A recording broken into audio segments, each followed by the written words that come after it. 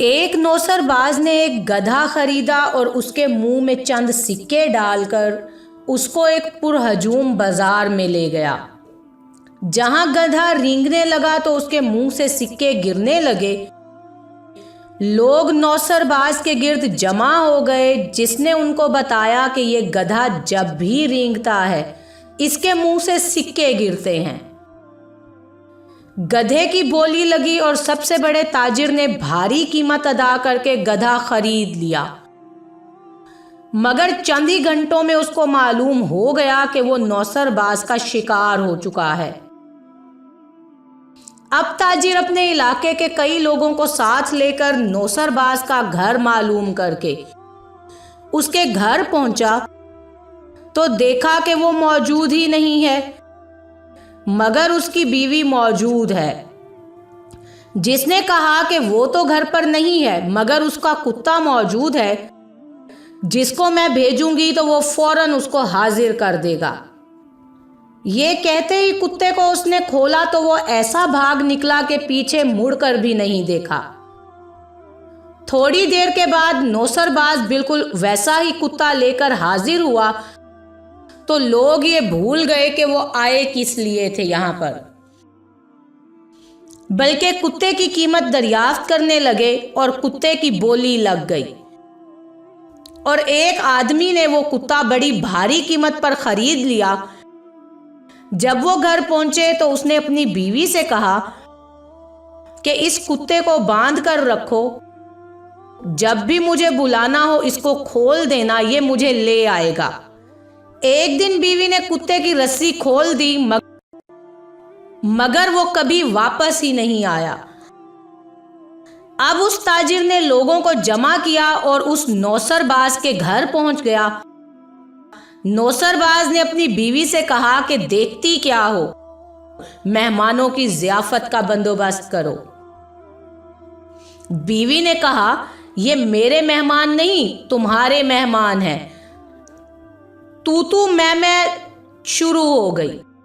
मियां बीवी की लड़ाई हो गई। मियां ने चाकू निकाला जो कि असली नहीं था और बीवी के सीने में उतार दिया, जिससे उसने मरने का नाटक किया और खून भी बह गया, जो दरअसल एक सोचा समझा मंसूबा था और खून की थैली उसके सीने से पहले से ही बंधी हुई थी।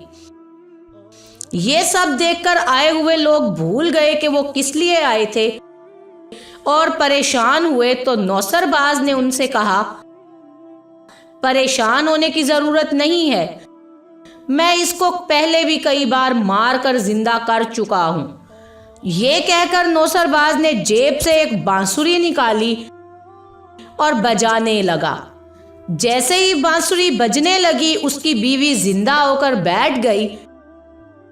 अब बहस उस बांसुरी के बारे में शुरू हो गई और उसकी कीमत के हवाले से तकरार होने लगी। बोलियां लगना शुरू हुई और एक बड़े ताजिर ने सोने के भाव ये बांसुरी खरीद ली। घर जाकर अपनी बीवी को चाकू के वार से कत्ल करके उसके सिरहाने बैठकर वो बांसुरी बजाने लगा, मगर कोई फायदा नहीं हुआ। बीवी तो मर चुकी थी।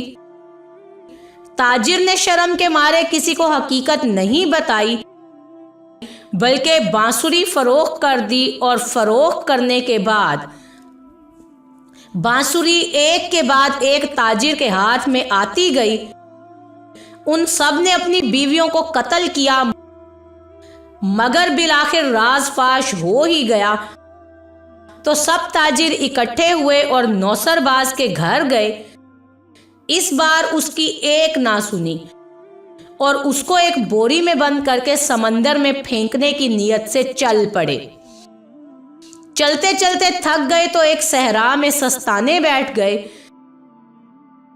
जब सबकी आंख लग गई तो उसी सहरा में एक चरवाहा बकरियां चरा रहा था। वो वहां पर आन निकला। उसने नौसरबाज के चिल्लाने की आवाज सुनी तो आकर उस चरवाहे ने उस बोरी का मुंह खोला और नौसरबाज से पूछा कि माजरा क्या है। क्यों इन लोगों ने तुम्हें बोरी में बंद करके रखा था? नौसरबाज ने कहा कि ये लोग जबरदस्ती मेरी शादी एक बहुत ही मालदार शख्स की बेटी से करना चाहते हैं, जबकि मेरा अपने ही कजन के साथ चक्कर चल रहा है। चरवाहे ने कहा, तुम बाहर निकलो और मुझे इसमें डालकर मुंह बंद कर दो, शायद इसी तरह मेरी ही किस्मत बदल जाए और मेरी ये 300 बकरियां तुम रख लो। यूं नौसरबाज 300 बकरियों को लेकर सही सलामत वापस आ गया और ताजिरों ने चरवाहे को समंदर में फेंक दिया। जब ताजिर वापस आए तो नौसरबाज और उसकी बकरियों को देखा तो उससे पूछा कि तुम कैसे वापस आए और ये बकरियां कहां से लाए हो?